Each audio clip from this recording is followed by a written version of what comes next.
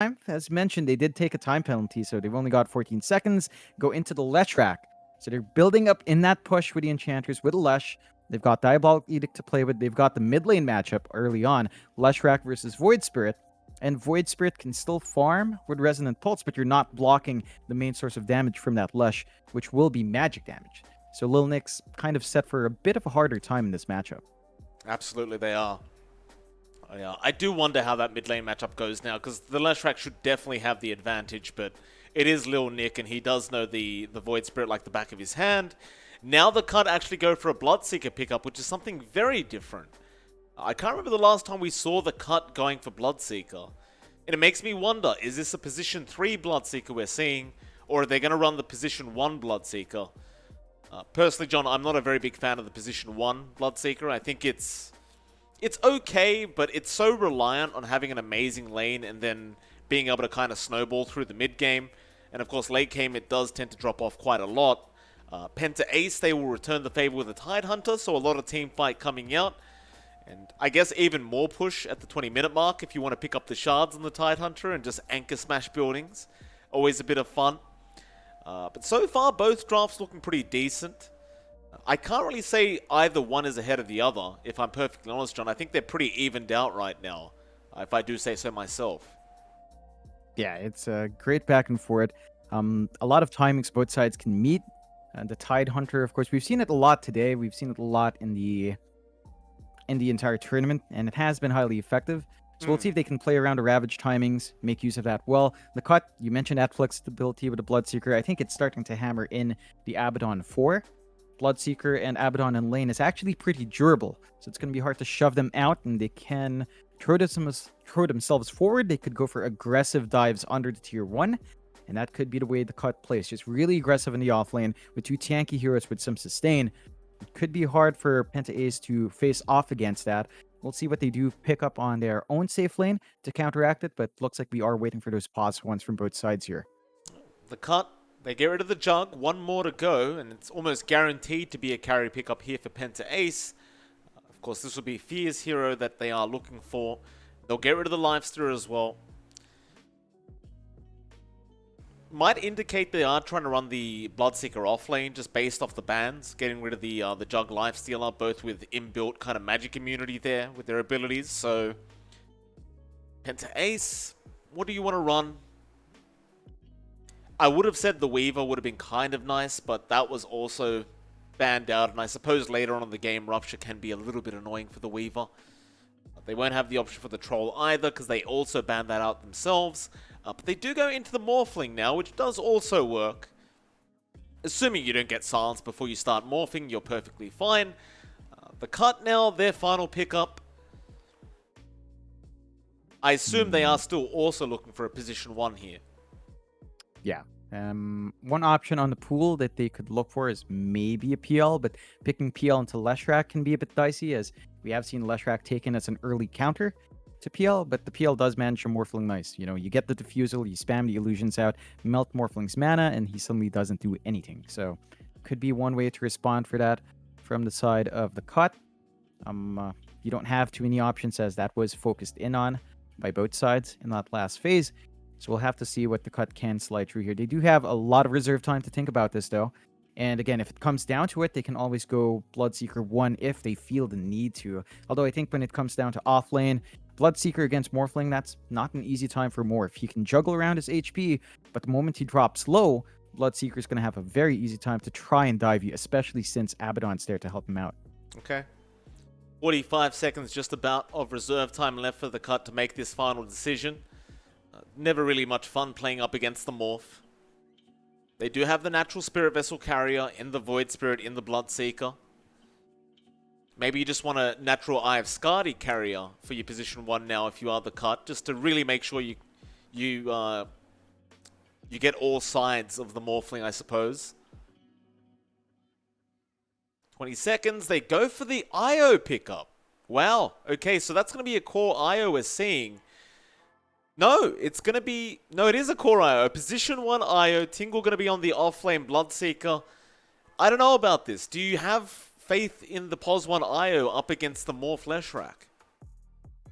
The timing is really tight. Very, very, very tight for Scourge McDuck. What we tend to see with successful core IOs is you have a heavier core mid. So you see core IO, sometimes you see OD mid, you see Morphling mid sometimes, but this time around, what do you have to play with? Void Spirit, not the best tether target. Bloodseeker is probably your best bet, but we know the Bloodseeker spikes up and down very fast. So the cut has to play to that pace. The Ags upgrade for Scourge McDuck cannot be delayed. He has to get off to a running start in the lane. They can play with this really nice sustain with tether though, right? You tether Bloodseeker, you get a heal from the Abaddon. The Bloodseeker's more than likely not gonna die until some items are farmed up here from PentAce. But I think they've put themselves in a spot where if they miss a timing, PentAce will just win late game. Like Morphling scales so well. Leshrac scales pretty decently against these heroes. They've always got the Ravage to fall back to for team fights, whereas the Cut does not have that same control. Lil Nick will have to get off to a running start up against the Leshrac matchup he's going to be playing into, and that can be tough. Like the magic damage from Leshrac is going to be something that Lil Nick is going to have to watch out for, and as mentioned, you can clear waves out with Resonant Pulse, but you're not going to be blocking too much damage out from that Leshrac at all because Resonant Pulse blocks physical. So it's a back and forth game. Would favor PentAce's lineup. I think they've got the heroes to kind of handle this, but if the cut does get an early start, I think you can see opportunities here to win early. Like you play with a sustain you have with the IO, and in fact they are going with the IO Abaddon lane. So this is going to be very hard to kill off. We just need to see if they can actually go beyond that and start getting some damage up as well. I'm very excited to see how this series does pan out. John, by the way, before the game does really start, I did just get confirmation from our production manager. So it is pronounced PentAce, but it's spelt PentAce. So the A does kind of cover both A's. So pronounced PentAce, but spelt without the double A, which I'll correct after this game on the stream. Would be helpful as well if the team tags were updated, but I suppose that's something that Goat has doesn't always matter, struggled John. with. It doesn't matter. Don't you worry. We'll take care of it. Yeah, These are professional players, John. They don't need to waste their time with that kind of stuff. Absolutely, absolutely not. Still clumping down bot. My 4 tree here's down here. Could be optimistic. Like this is an Abaddon IO. They've got the tether up. Pingu's holding on to see whether or not he needs the shield or the coil or maybe the curse if they can be aggressive. And they're already under a ward, so probably not going to find this kill opportunity. Oh, definitely not. They'll be fine with it, though. They'll still get their 2 bounty runes. Z-Freak will go ahead and take care of that. We saw some trees being cut here by Scourge McDuck, so really open this up, and I wonder what the game plan is here with that. I mean, it does allow you to make sure you know where the Mirana is at all times, so you can't really catch a sneaky arrow here if you're Scourge McDuck or Pingu. Maybe they go for a really kind of deep pull on the large camp as well, or maybe it's just going to make it easier for them to contest the large camp pull, assuming Z-Freak can get one off. I suppose we'll find out soon, but the laning stage, of course, down to the spot lane is going to be Scourge McDuck versus Pingu. First arrow is not going to connect either from Z-Freak, and of course you also have Snaking on the Tide, and you can already see the cut really trying to harass out Snaking while they can. Yeah, I mean, level 1 for this duo is actually really potent. Pingu has 392 move speed, so he can weave in and out. He's got some good regen because Tether is up, and that is the way to play it. Pingu now just going to try to chase down a courier in exchange. Won't be able to arrow. find it. He tried to preemptively dodge the arrow, but Z-Freak waited that extra half a second. Very smart there from Z-Freak, saving his own courier. And as I say that, top lane is where the first blood happens. Fear actually goes down. But I'm going to continue watching this because Z-Freak does have another arrow in 1 second. He's not going to go for it. So up at that top lane, Tingle actually got the kill. And unfortunately, I'm not 100% sure how. But I'm assuming Fear got caught by a Blood Right and was not strength morphing. Yeah, I mean, it's really easy to pull that off here at level 1. The shift is super slow. You get Blood Right down, you have Vol around to drop the Frostbite, and then Morphling can't do anything. Moo can't do anything to stop that either. So really good aggression out from the cut, and this is exactly what they needed to get done. They need to find these early kills, win out their lanes, and prevent PentAce from trying to stall out this game. So as long as they keep that pace up, they're going to have a good time here to get a nice pull as well. All of that's happening, and Moo could not contest as he was trying to pull his own range creep away. Who's going to try and harass out Vol? Tingle does hit with the Blood Right. Very nice. Fear also going to join in to try and contest this large camp pool. Of course, Tingle is going to have to back off as the creeps were by the tier 1, but now bot lane, Scourge Duck ends up dying. It's like an arrow connected there from Z-Freak. That'll be the second kill I've missed already, John. Yeah, I mean, it happens. Like, you don't expect some of these arrows to hit. Z-Freak finds the angle, locks in Scourge McDuck, and already a very back and forth game here in the first game. The spot lane here for the side of the cut just not looking too well. Now that levels are up and Snaking and Z-Freak, Snaking at level 3 is just really potent. Pingu cannot come in to trade anymore with level 2 Anchor Smash, so that whole idea of running in with Abaddon with his move speed is just kind of taken away here. Top lane, Moo, he's got that really annoying Harpy creep. The Chait lining damage can be a lot. Ooh, bit of an awkward pause here as well. Fear having some lag issues. Moo does still have time to get out of the Blood Right. I'm not sure if there's really a point in continuing to chase down Vol. He might try, but Vol can Mango Frostbite the creep and just run for it. Looks like he'll leave the creep to chase and get vision, but he will Frostbite it. Tingle King gonna keep the chase up on Moo, and this might just be a kill. Or not. Moo salves up. Tingle King does not want to go any more forward. Looks like Moo's gonna be just fine. Yeah, and this does force the salve pop, and the moment he shows up again, Tingle King just gets a good amount of harassment off, so you're going to have to invest in more regen here for the Enchantress, and Moo is just only ferrying out some infused raindrops to block some damage off, so you're going to need some more sources of that soon. For the most part, though, lane working out well. Despite that early aggression, Tingle King's not really stopping Fear from farming, and Fear is still finding some decent amount of last hits, especially when you compare it to Scourge McDuck bot. So, all things considered, despite dropping that first blood, I think PentAce are still having a decent enough time. You've got the levels up in the Morphling now, level 2 shift is on, so it's not as easy to get that combination off. Certainly. Lil Nick being chased down, a lot of damage by that Diabolic Edict, but Vol is going to be there to save the day. Lil Nick going to turn back around, but Ryoya has the damage? No! Ooh. Lil Nick gets the kill first, which means he gets the XP and gold bonus. Ryoya does trade in the end with the Diabolic Edict, but definitely a big win there for the Void Spirit. Yeah, it's a really good injection coming out for Lil Nick. That lane has been rough for him. You can see the disparity in last hits just slightly ahead there for the Leshrac, but that's enough to get a bad time on mid. So really important for Lil Nick to find. He's going to hit level 5 now. That evens out the lane, and this allows Lil Nick to play around a bit more. Unfortunate for Z-Freak, she spawns in the wrong spot, but they are still getting stuff off the map here for PentAce. Like the aggression from the supports leaving for mid frees up the side lanes a bit. Tingle King cannot zone out Fear and Moo, especially with this tomato creep running around and dealing a lot of damage. So it does slow down the game here for the Bloodseeker a bit. Well, Tingle's in trouble, but the slam does not connect, which does definitely help. Very small AoE on the Q of the Hellbear Smasher. And that always kind of annoyed me with these neutral creeps, John. They have the smallest AoE. Even with the Centaur creep, it's so hard to land the stun. Yeah, it's a tricky one. You ideally have some setup to get that done, but you don't really have that here, and it's going to be a while until you get a stun on your Morph as well. So you're just going to have to try and wing it, although they do try to grab Moo, but again, it's really tough at this point. You just don't have enough to go up and trade now, especially since the limiting factor for Bloodseeker is that mana, and, well, Tingle King's out, so even if they got the Frostbite there from Vol, they just couldn't follow up, and you do want those kill ops. Still, you look down mid, this is something Ryoya can get done with the Leshrac, can start bursting through that tier 1. That's a lot of damage, Lil Nick. He doesn't have level 6 yet. He needs one creep to die, but nothing's dying. Ryoya, he gets the kill on the Lesh, a very nice one at that. A bit of revenge up against the Void Spirit.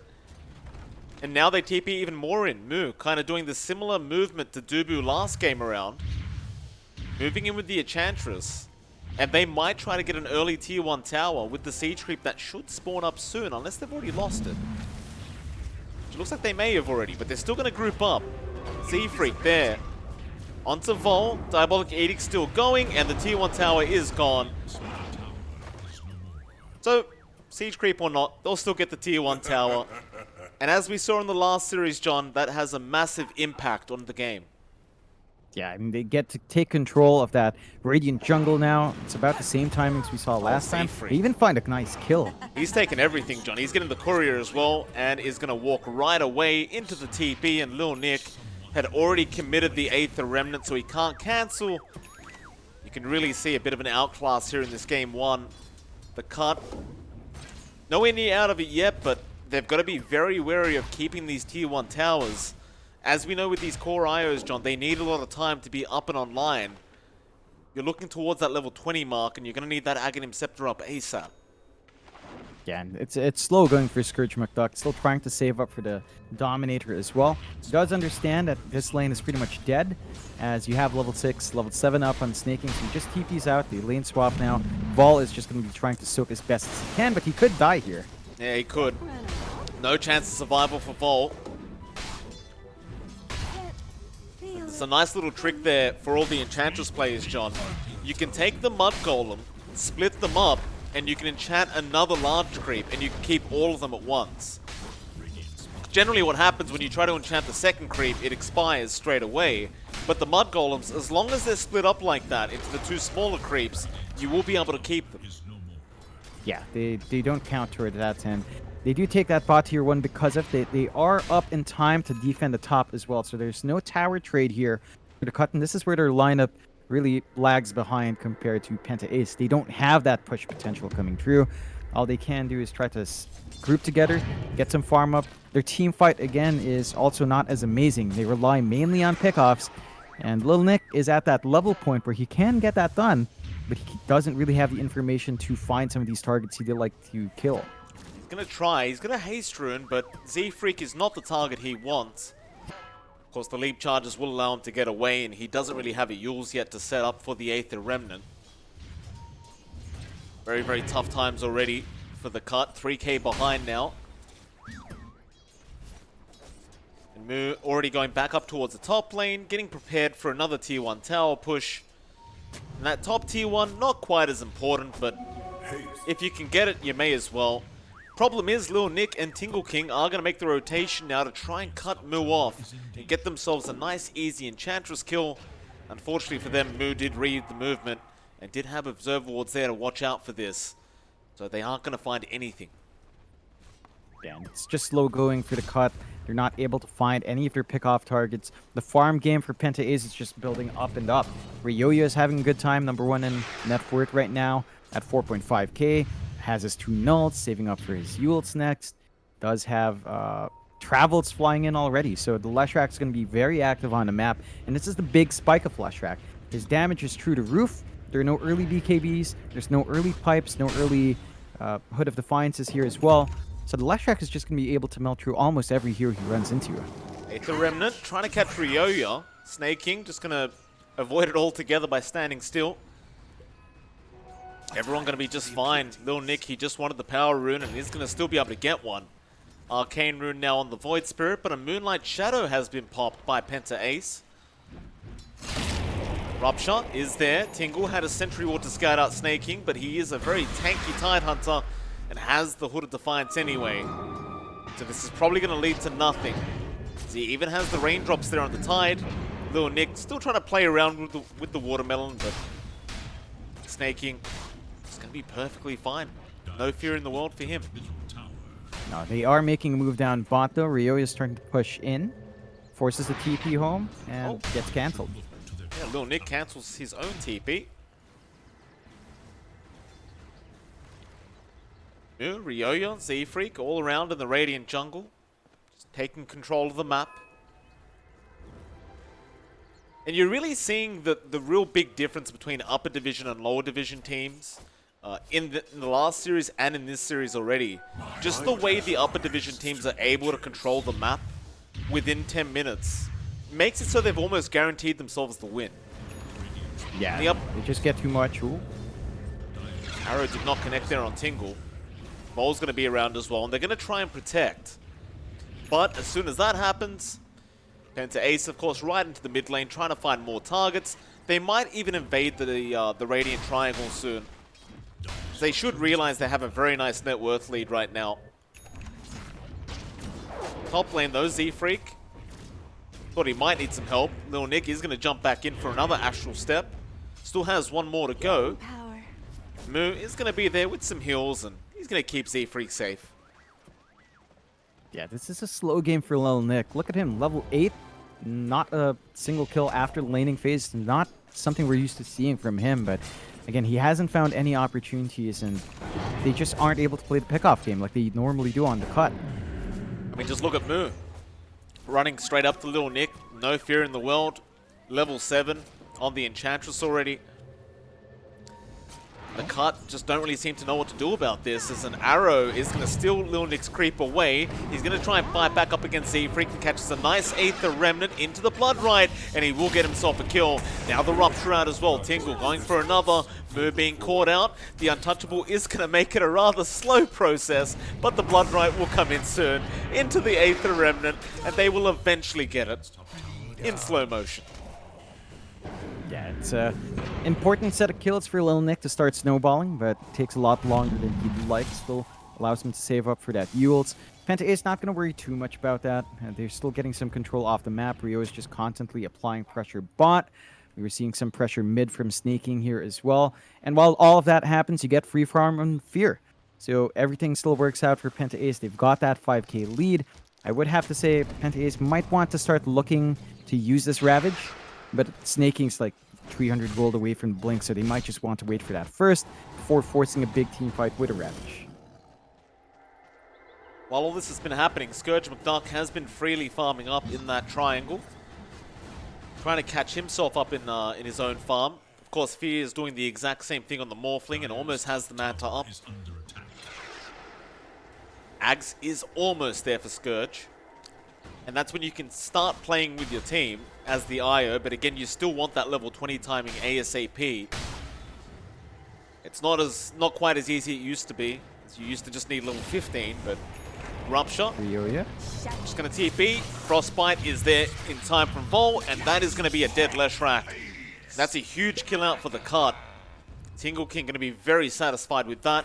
And it looks like PentAce are not going to be too happy as they start roaming into the Radiant jungle. But they may find nothing. Tingle, he's stuck around. Moonlight does wear off. He's kind of trapped up here. Blood Rite going to be dropped by Fear, but he's going to be juked out. And he's actually going to go for a bit of a run here. Snaking still has the Ravage and will pop it eventually. And it does connect onto 3 heroes. Tingle is going to die. Pingu should be fine. They do get what they came for. Vol. They might even find a little bonus there. Vol, Freezing Field going to be channeled up, but Fear will cancel immediately. Vol is set to die. Z-Freak almost going down himself, but the tower does get de-aggroed. And Pingu, who was trying to secure the kill, is indeed going to die to the same person he was trying to kill. Z-Freak does arrow him on the backside. And that'll be your tier 2 bottom tower going down. Yeah, it's a very important objective for PentAce. Basically, it guarantees them control on the entire bot jungle, although... Snaking, he's gone. Nice play there from Tingle, realizing that he did have an easy kill there, and Moon now going to be in a spot of danger as Tingle continues the chase, gets another. Z-Freak will be able to leap away. Goes straight for the TP. He's going to be able to make it out. But you've got to give it props to the cut, John. They are fighting back up against PentAce, who did have very early map control. And they're not looking too bad right now. That they aren't. The cores of the cut aren't actually too far behind from the cores of PentAce, despite that disparity. The main outlier right now in net worth is simply Z-Freak. He's at 4.2, and that's really where most of the gap's from on these two supports.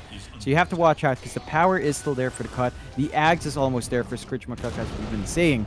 And without anything like the early pipe done on snaking, everyone else is going to be vulnerable to that damage. They have gotten enough space to take that top tier 1, though. Not the most important objective for the cut to save, but it does inject more gold towards the way of PentAce. So 6k lead up now. They do have the Manta up on Fear. He's saving up for the Scotty next.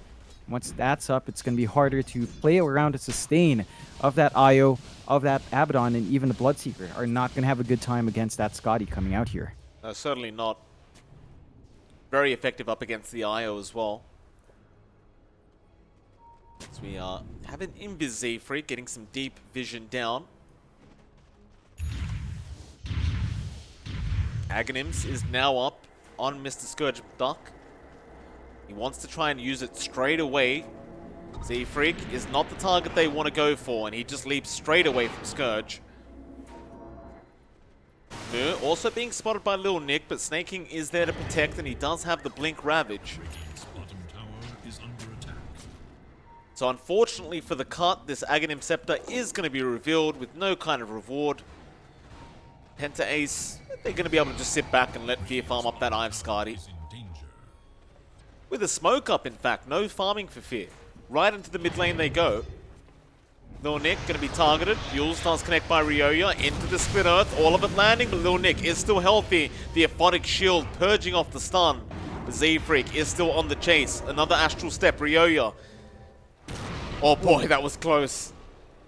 There was a slight second of hesitation, and that cost him that kill. Tingle gonna go in after Snaking now. Snaking being ruptured up, and another big Ravage to come out onto 4 heroes. They're gonna try and turn this one back around. Onto Scourge they go. The IO gets blown up, and now Pingle, he tries to run. He's probably gonna die. He's gone. You feed the crabs now. Ooh, it's messy for the cut. They can't even play around that sustain we talked about, and this is without the Skadi up on Fear. Not enough durability on this IO. He's trying to rush the BKB next. That should help them withstand some of that initial damage here. But you have to worry about the right-click damage on Fear as well. It's not going to care for that at all. Still, the cut, 8k behind now. They did at least save Lil Nick and Tingle. Might go for Moo. Bloodrite going to be there. He'll get the heal off, but it's not going to be enough. Another nice pick off there for Tingle King. Getting very close now to their Yule Scepter on the Bloodseeker. And that guaranteed setup for the Bloodrite can be very, very nice, especially up against the Leshrac and the Morph. So we'll see if he can get that soon and make it pay off quickly. Meanwhile, Pingu gonna get some vision there on Z-Freak and Ryoya, but he will lose his courier in the meantime, and now an arrow is gonna land, but he got the borrowed time off. Another Yules is there, however, from Ryoya now. And they do land a Split Earth. He has help around him. Still trying to run out of there. Snaking was ruptured up on the Tide and is being dragged right back in by the 8th, the Remnant. They will be able to eventually kill off the Tide. Nice pick off there from the cut. It's a bit deep for Snaking, and Fear did not want to stick around too long. He was very low on mana. So they get a good pick off here in the cut. Some good punishment out for that greed. And PentAce will have to lick their wounds a bit. Pull back. They have to respect that. Again, there is still power on the cores of the cut. They're not too far behind on those cores. We're looking at Scourge McDuck. He's at 8.7, just about 2,000 behind the Lesh, which is big, but not big enough to call it a washout just yet. And they're going to try to invade here. Z-Freak going to spot this out quick. Bounty Rune going to spawn up, and of course Z-Freak not going to try and contest. Fear, however, still sticking around to farm a bit longer, but will eventually leave the building. And of course, PentAce maintain a 7k net worth lead. Make it 8k now as... I mean, the cut, they're holding on. Doing a good job of it, but in terms of net worth, they are still falling behind. That they are. They just don't have as much of the map to play with. And they're going to have to just try to farm by with what they've got on hand. Lil Nick is now trying to save up for his Aghanims. Once you have the Silence, could be potent, but PentAce do smoke up. They've got Ravage up. They do. Snaking, he's been landing some really nice Ravages this game already. Ball going to be caught very early. Now into the Bloodseeker. An arrow going to connect. Tingle going to try and survive with his own Yule Scepter, but Fear is going to be there. Just use the Adaptive Strike to take him out. And do they want to go for a Roshan? It seems like they do. Why not? They've got the lead. They've got Ravage up. They can fight in the pit. They know that the cut can't fight without that Bloodseeker. Their best AoE is Bloodrite, and without him up, they have no control for that wide area. So it's going to go for free. Lil Nick not even attempting to snipe, just trying to save up for the Ags as best as he can. But that is going to be an issue now, as you will have 2 lives up on Fear. And any opportunity to kill him off once is great, but I don't think they have enough to take him out twice just yet. Scourge. Whew. Snaking did not decide to ravage the tree line. He would have definitely got the IO, but deems it not worthwhile for his time. take the outpost. And of course, with the Aegis now, they're going to be moving very confidently here, PentAce. Might still just give a bit more time for the Eye of Skyder to come up. A Z-Freak. Distortion in the void. Bit of a rare mistake here from our Mirana, missing the arrow with the Yules, but it happens. We all do it. Yeah. Small mistakes like that's fine, although Lil Nick did give him the all chat just to let him know. You have to. Still, yeah, of course. They're still saving up though. Some progression here for Lil Nick, 2 parts away from his Ags. So you are still building up the BKB for Scourge McDuck. That's going to be big. It's going to be up in 1,000 gold. And they are prioritizing him for the tomes as well, so looking to hit that level 20 timer as best as possible. I think if you're PentAce, you might have to be careful about letting this game drag a bit too long. We have seen IOs become a bit of an issue towards the latter half of the mid game. And if you allow Scourge McDuck to hit that point with a BKB, well, Ryoya becomes a non-factor. So you will have to rely mainly on fear to get that damage out. Ryoya just keeping that bot lane pushed in, is going to back off now on the Lesh. It's the Bloodstone up, going for the BKB up next. Blue Scepter. In the mid, arrow does connect. Nice little 2-second arrow, but Pingu. Borrowed time going to save him. Z-Freak. He got ruptured, but he just pops the Moonlight Shadow and Moo will heal him up again. Not too big of a deal. Snake King's got the Ravage. If he wanted to commit it on Lil Nick, but it seems like he wants to continue to hold it for the next team fight. I say that, but he has jumped in now onto Vol, and with Ryoya there to set up, Vol doesn't really have much chance of survival. He is going to go down. Now the Yule Scepter. Meanwhile, Fear killing off Scourge McDuck by himself, apparently. Lil Nick, gonna be alright. Snake King still has that Ravage, but goes for the Gush first. Now moving right in.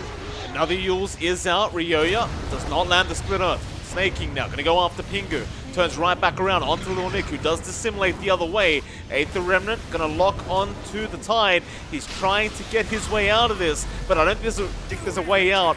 So he is gonna die. And that tier 2 tower is going to go the way of PentAce. And they're going for a tier 3. They still have the Aegis, and they have that Eye of Scardia. Yeah, and there's nothing to stop them. Fortify is out, but Creep Wave is still coming in. So they're going to get value from this Creep Wave as well.